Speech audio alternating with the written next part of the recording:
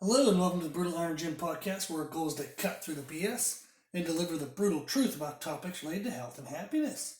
So today's topic is nutrition, and we're going to cover 3 common mistakes of strength and bodybuilding athletes. So recently, in just some conversations I've had with some of the strength athletes and bodybuilder, which kind of includes like anybody who wants to build muscle. So it'd be like even bikini athletes, figure physique females. Then also like men's bodybuilding, men's classic physique, men's physique. There's like 4 million categories. I was talking with somebody, there's actually even a new category, as if we needed a new one, called wellness.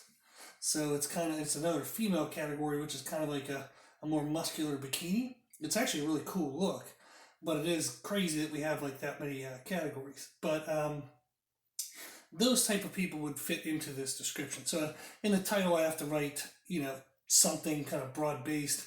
So I wrote bodybuilding. I probably should have wrote like aesthetic athletes or something, but that's the idea. Okay, people who want to get maximum strength or people who want to maximize their aesthetics. So these are 3 common mistakes that they'll make with nutrition.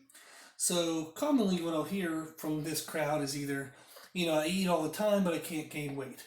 And they're specifically talking about like building muscle, not just added weight. So they don't want to add fat, they want to add muscle, so lean weight gain. So they'll say, I'm eating all the time, but I can't gain weight. Or you'll have the strength athletes, or like even others like aesthetic athletes, they'll say I'm eating all the time, but I still feel kind of sore, or like my strength isn't going up. There's something about like where they say they're eating all the time, but they're not getting results they expect. So common answer when you hear this is, somebody says like eat all the time, but I can't gain weight. The common answer is you got to eat more. Well, first we can look at eating better. And that's what I want to discuss in this podcast is before you just put more calories in your face and potentially gain unnecessary body fat, let's look at just how well are we eating. Are we using the calories we're eating now in kind of a good, correct manner? And then worry about adding calories later once we address the quality of our eating. So the kind of equation for results, like what allows us to make results, is adequate and proper training volume for our goal, proper and adequate nutrition, and then proper and adequate sleep.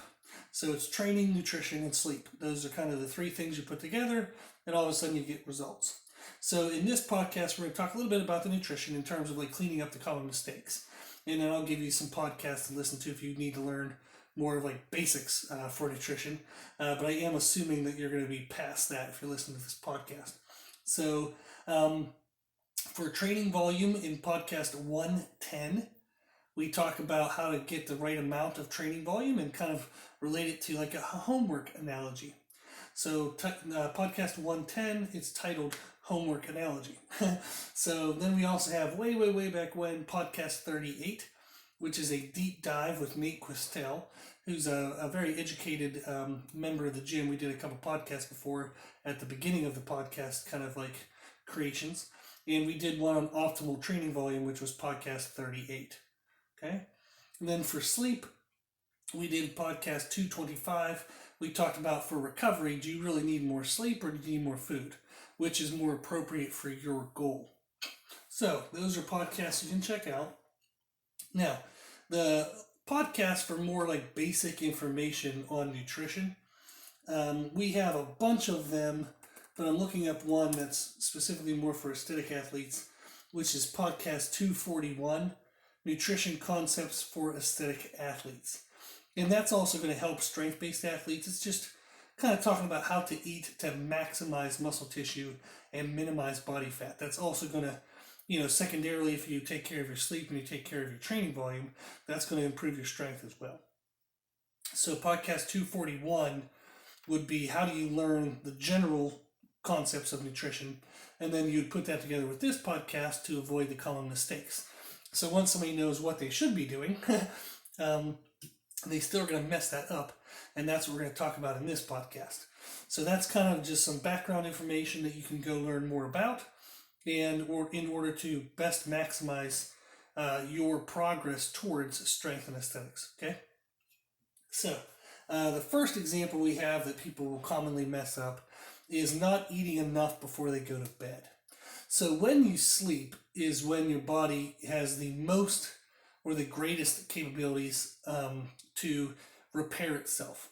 So how does it repair itself from the daily, just regular day, every day to day kind of stress, and then also the stress from our training?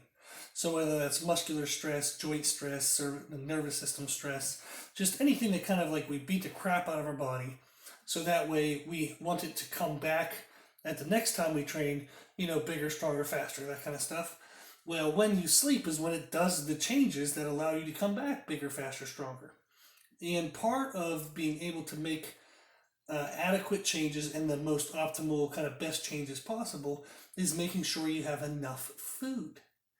So very often, especially aesthetic athletes, they will limit their caloric intake very early compared to their sleep time. So maybe they say they go to bed at 11 o'clock. Well, they'll eat their last meal at like 7, and then they don't eat again because they're afraid to gain body fat. But depending on what food you ate, it could be completely digested by 11 o'clock. And then all of a sudden you're going to bed, for 6 to 8 hours, and you're going to have no food. So your body's going to be very limited in its recovery ability. So it'll still, do the recovery it's needed, but it won't maximize the quality of the recovery. You won't get as much muscle tissue. You won't get as much repair on muscle tissue, joints, nervous system, stuff like that. So too often people will stop eating too far away from when they go to bed. So an example of this is actually my mom. So my mom started lifting weights when she was 47, and from the span of 50 to now she's 61, she's done 3 bodybuilding shows and like 7 powerlifting meets. So we had a pretty active decade, and she's total badass. Had a lot of fun with her throughout this process. But something that's been a constant for us from day one, before we ever did our first bodybuilding show, was before she goes to bed, she has ham and eggs. She likes those food items, so it doesn't have to be specifically ham and eggs, but what it represents is protein and fat. And she'll have that right before she goes to bed, within like an hour of going to bed. And the reason why we did this was when she first started into bodybuilding, she had a ridiculously active schedule. So she had a daycare that she ran and operated on her own. So she would get up early in the morning, and her first kid might come in at 7 o'clock, and the last kid wouldn't leave until 4:30, almost 5 o'clock. So that was like a 10-hour day, basically. She would then try to hurry up and make dinner, and then she'd rush off to the gym. She'd come home, do a little bit of paperwork, some cleaning, basically go right back to bed, and then wake up and do it all again. So there wasn't a lot of time for her to eat big meals throughout the day. She kind of got in the meals that she needed, got adequate calories, but there was never any major surpluses. It was just an even surplus throughout the day, what we needed for the moment-to-moment requirements of the day. So then she would have had her supper, say right around 5:30, 6 o'clock, and then she would have went to the gym, and most people would have a post-workout of say a whey protein shake, and they might add some carbs, but then they're going to think, oh, now I'm about to go to bed, so I can't have a really big meal, so then they'll just go to bed. But that protein shake freaking digests in 20 minutes. So then all of a sudden you're spending the whole freaking night with no food in you. And that's going to limit your ability to build muscle and repair throughout the night. So by having her eat ham and eggs, it gave her body protein to digest throughout the night, and by having the egg fat, that fat slowed down the digestion of the protein even more. So instead of the protein being something that maybe digestion is done in an hour or two, whenever you're going to be sleeping for 6 to 8 hours, by adding in fats, it slowed down the digestion of that protein, and also the fats kind of gave enough calorie energy to fuel part of the repair processes and just the regular processes of her being asleep. So even though you're asleep, your body still burns calories. So we wanted the body to be burning off the fats so it could use the proteins to build muscle. So as an example for this for myself is when I'm in my phases of wanting to kind of push my results a little bit further than normal because we all have like waves of intensity we get into. But one of the first things I always pay attention to whenever I want to make sure I'm getting the best results possible, or I set a new goal or working on something, is I start having steak and eggs before I go to bed. So it's usually some type of like sirloin steak, which is typically it's around 8 grams of fat per 4-ounce serving. So I'll usually have about 8 to 12 ounces of steak before I go to bed. And I just add eggs because I like the moisture of the eggs to mix in with the fats. I mean, to mix in with the steak. But I'll have a big meal. I mean, it's probably, I don't even really count the calories, to be honest. I just go by volume of food. And if I feel like I'm getting fat, I just eat slightly less food. If I feel like I'm not recovering or not growing as well, I eat more food. But that meal is easily probably like, probably 500, 600, 700, maybe even 800 calories before I go to bed. So that way my body has all the protein that it needs throughout the night to build and repair structures. So that's one of the first things I do is make sure I eat right before I go to bed. And there is science behind, like, if you have carbs, it can kind of mess up your sleep cycle or like cause sleeping issues. You wouldn't want carbs anyhow because carbs digest fast compared to most proteins. So they're not going to slow down the protein very much, if at all. So you want to have fats instead of carbs, so that way it slows down the protein more. Okay? So that's what you want to do, is that's something that people mess up a lot, is they don't have adequate food before they go to sleep. So make sure that you're dividing out your daily calories to where your last meal is pretty much right when you go to bed, within an hour of going to bed. So that way you don't burn all that food off and then go to bed on an empty stomach, okay? Now, some people ask, if I have, just proteins and fats, what if I work out early in the morning? Like I wake up and I boom, start immediately working out. Should I have carbohydrates the night before? And this is called glycogen loading, or like people have a bunch of names for it. But the idea is that they would want to make sure that they have enough glycogen in their muscles, so that way when they wake up for the morning workout, they're fueled and feel good and ready to go. The most optimal way to do that is to replenish your glycogen throughout the previous day. Now, if you're typically a morning workout, that means the day before you would have worked out in the morning. You had the rest of the day while you were awake that you could have been eating surplus or extra carbs enough to not only have the energy you needed throughout the day, but also to replace your glycogen stores. So that way you wouldn't have to eat a bunch of carbs at night, okay? Which, yes, it does replace your glycogen, but it doesn't do the benefit of slowing down the protein, and you run the risk of overeating your carbs for glycogen needs and then just gaining unnecessary body fat. So the best optimal answer for morning workout people is to replace your glycogen throughout the day and not have to do a heavy carb meal before you go to bed, okay? So now what happens if you screw that up and now you want to try to find a magical way of fixing things, would be to go ahead and have carbs at your meal before you go to bed, mixed with fats and proteins. So you still get the benefit of the recovery throughout the night, and then start with a small amount of carbs. So there are like equations and all this science and bull crap about like, if I'm 6 foot tall, I weigh 250 pounds, and I'm 15% body fat, which you're already probably pretty badass looking by then. Maybe your body can hold 400 grams of carbs in the form of glycogen, so you would try to eat 400 grams that night before. That all is a bunch of horse shit, because you're never going to go into that meal having that consistent of a day-to-day activity level. So like if you did a bicep and tricep workout the day before versus a leg workout, you're not coming into that final meal of the day with an equal amount of glycogen depletion per day. Okay, so life is way, way, way too variable for us to use those kind of dumbass equations. Now, those equations are useful in the sense of giving you an idea. So if you equate out to 400 in those equations, then okay, if I do 200, see how I feel, and if I feel like I could maybe have more energy, or I feel like doing my morning workout I kind of die halfway through, maybe all of a sudden I can go to 250, see how I feel there. If I feel like I need more, I can go to 300. So it gives you an idea of somewhere to start, okay? So in general, if you're 150 pounds or lighter, and I'm just going to give you guys kind of general numbers, the same thing the equations would do, is I would maybe start with 50 to 100 grams of carbs the night before. This is assuming you're already pretty lean. Okay, if you're not very lean, then just do 50 grams of carbs. And if you're like over 150 pounds, you can try anywhere from 100 to 200 grams of carbs. And again, if you're lean, try 200. If you're not lean, go 100. But over time, try to bump that up if you need to. However, the best thing is to get your freaking carbs in throughout the day, the day before, okay? Don't wait till the night before. So, but if you're going to eat carbs at night, just start with a small amount and see how it affects you aesthetically and then how your energy is the next morning, okay? So that's mistake 1, is not eating enough before bed or eating close enough to bedtime.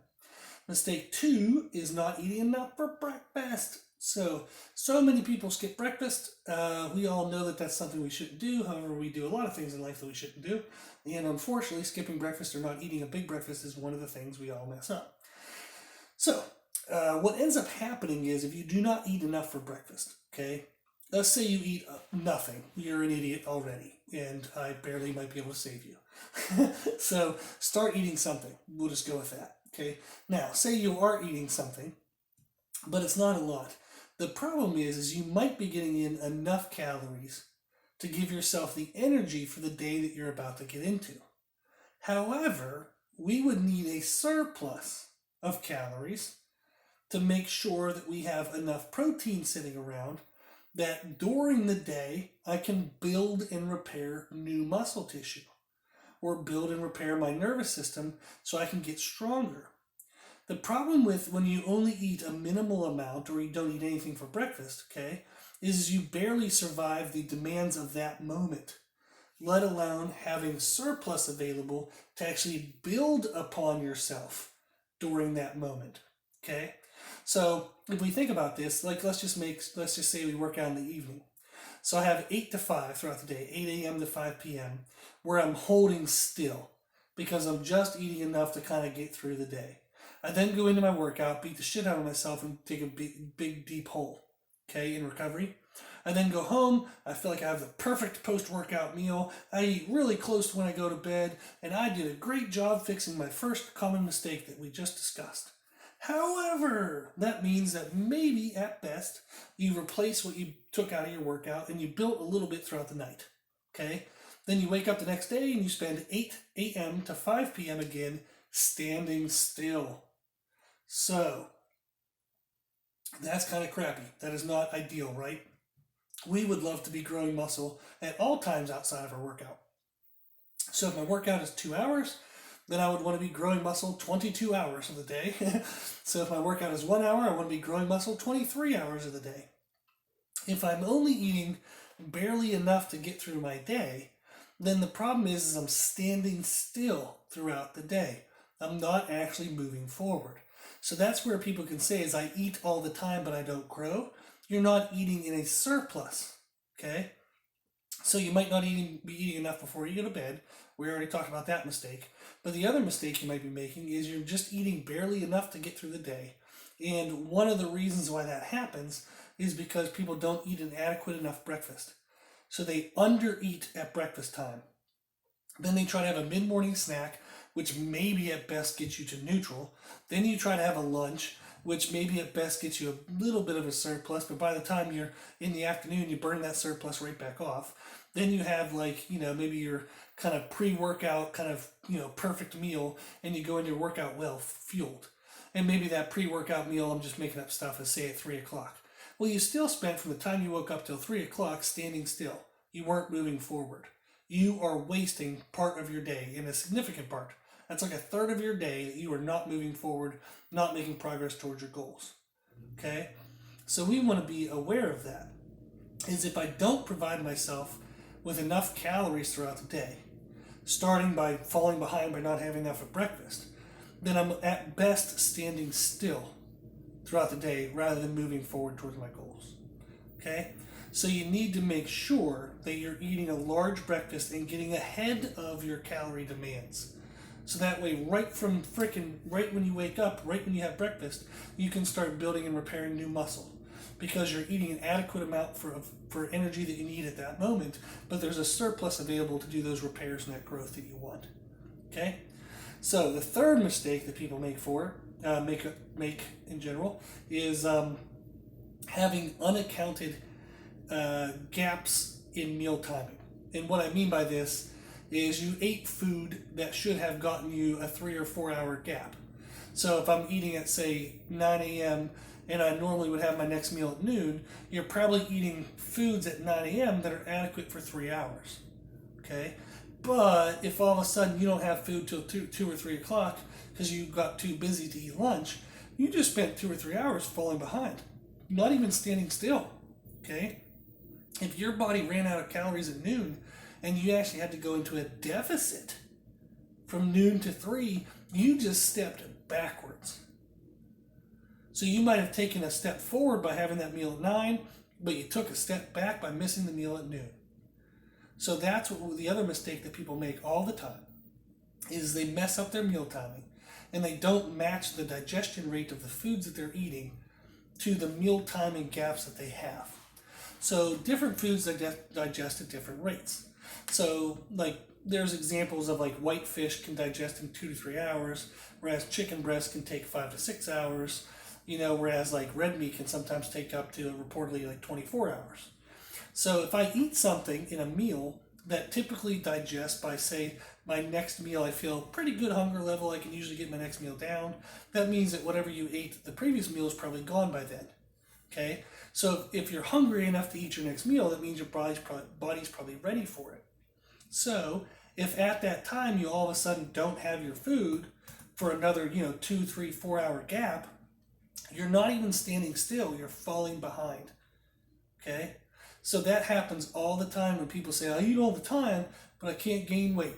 It's because you eat like some huge ass meal after your workout. You maybe, spend $40 in a supplement to get a pre-workout, having it be perfect. But then the whole rest of the day you eat like a jackass and you're inconsistent. You have a big meal here, but you skip a bunch of meals there because you feel like you're too busy or you're out with friends or you don't have enough time, quote unquote, to get your right foods in. So you're paying attention to post-workout and pre-workout, but you're not paying attention to all the other freaking time of the day. You're an idiot. You're spending a lot of time and attention in hyper-focused areas, but you're missing the bigger picture, okay? So you might be spending, say, 6 hours of your day freaking perfect. You're even like breaking your wallet a little bit to make sure that those 6 hours are the best freaking 6 hours ever. You have the most amazing, perfectly timed, perfectly portioned pre-workout. You have this awesome training program that you do. It's the freaking best of the best, written by the best of the best in the world.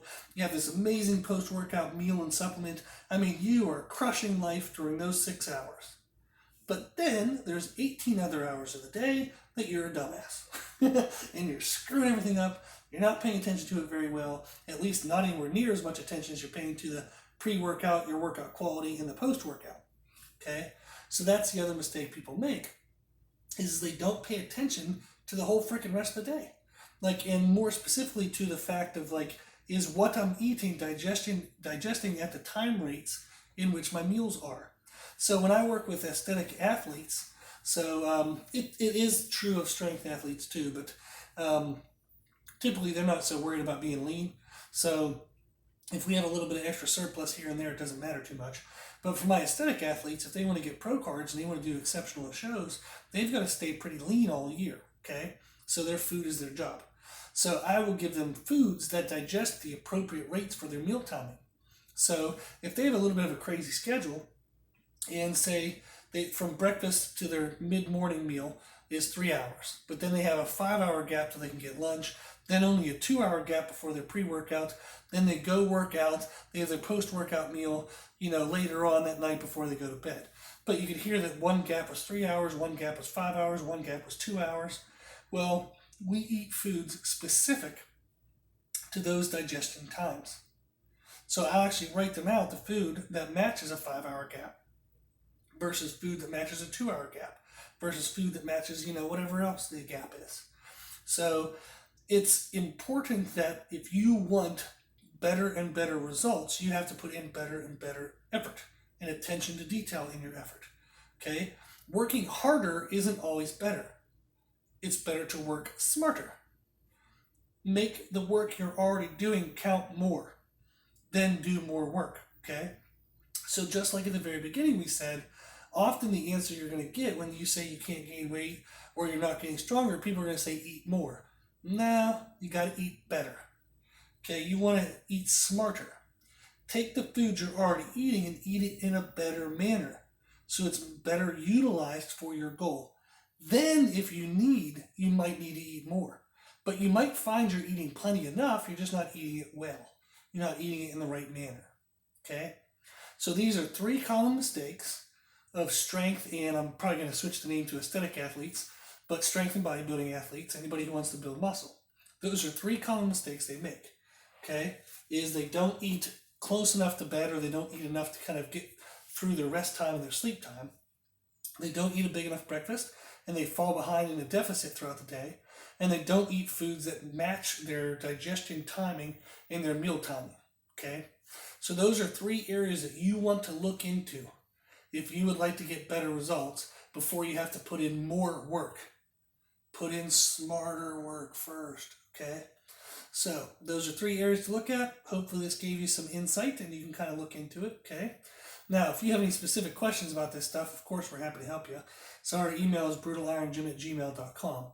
But the idea of this was to get you guys some awareness, get you some food for thought, and see if you can start making some of these changes to improve the results that you're getting out of the effort you're already putting in. Okay? Cool. So like I said, if you need anything more specific, we can make more podcasts about this if you want to have any more specific questions, okay?